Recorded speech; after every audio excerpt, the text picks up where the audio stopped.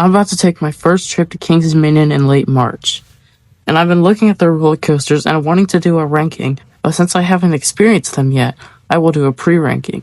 That way we can compare it to my actual list once I have visited the park. So here is my pre-ranking of all the Kings Dominion roller coasters.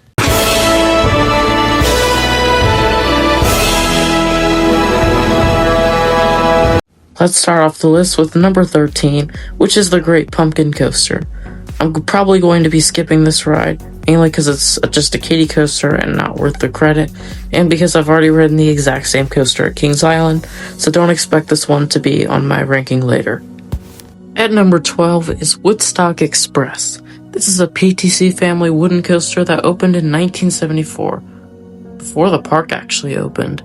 I already know what to expect out of this coaster because I've already ridden the Kings Island version, and based off that version, this should be a fun, chill wooden coaster. These are always great rides and great for the families. At number 11 is Apple Zapple. If I'm being honest, I have absolutely no idea what to expect out of this Mock Ride's Wild Mouse. The turns and drops might be fun, or it might just feel like an average family coaster and be nothing special.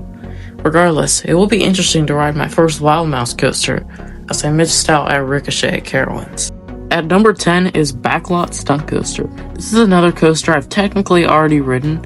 It's the exact same ride that exists at Kings Island, which is the park I rode it at. If we're going off my rides there, this is a cool family coaster with a nice launch and an intense triple helix. However, I definitely think this ride needs a retheme. Kind of feels weird seeing a coaster like this in a jungle area.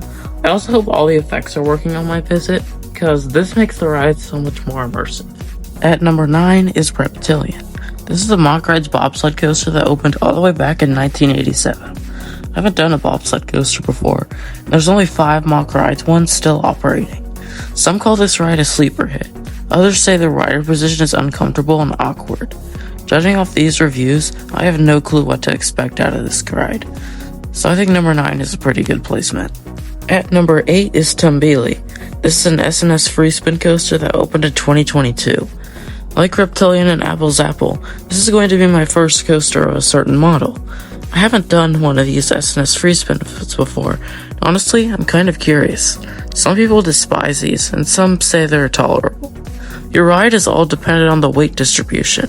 I think this ride will be decently fun, but very short and nothing too special. That's why I think this will be one spot ahead of Reptilian.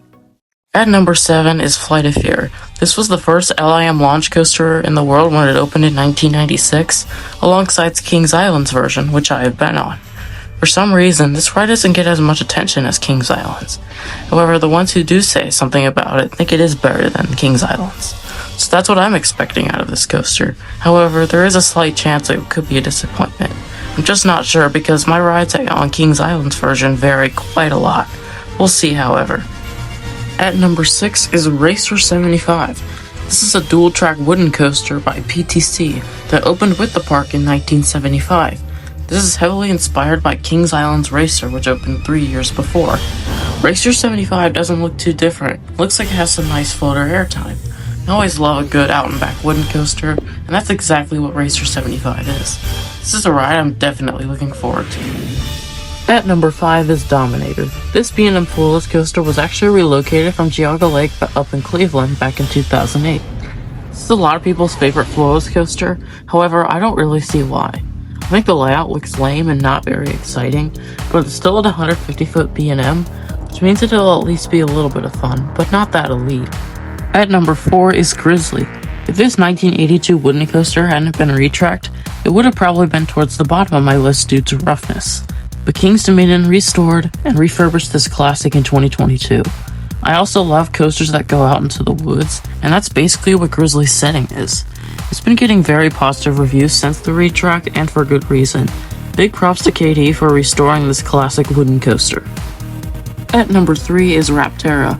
This launched B&M Wing coaster opened last year and has some mixed reviews. However, with this coaster, I don't believe the reviews of this ride. I rode Phoenix Rising at Busch Gardens Tampa, and it didn't rattle me once. So I imagine something similar will happen with Rapterra. I think it has a really underrated looking layout and some decent jungle theming. I predict this to be my favorite B&M Wing coaster. At number 2 is Twisted Timbers. This is an RMC I describe as Steel Vengeance's little brother. Its layout is mainly focused on airtime, a lot like Steel Vengeance. I predict this to be my least favorite RMC, but it's still an RMC, which pretty much means it should automatically be in my top 10. It's really cool to me that RMC took the pile of junk which was Hurler and turned it into a crazy looking airtime machine. If only Carowinds would do the same thing. And finally, number 1 is Pantherian. I have always been fascinated by this Intamin Giga Coaster, back to the days when it was known as Intimidator 305. This will be my 4th Giga Coaster, meaning I just have Leviathan left for North America Giga completion. A lot of people say this is the world's most intense roller coaster. I definitely see why. And because I'm a sucker for intensity, this is the perfect fit for me. After it's done blacking you out, it still has time to throw you out of your seat. I see absolutely no way this couldn't be my number 1 in the park. And that is my pre-ranking of the King's Dominion roller coasters. Let me know what you thought of this list down below, and if you enjoyed this video, please give it a like. And if you want to see more content like this in the future, please subscribe. Now, thank you for watching.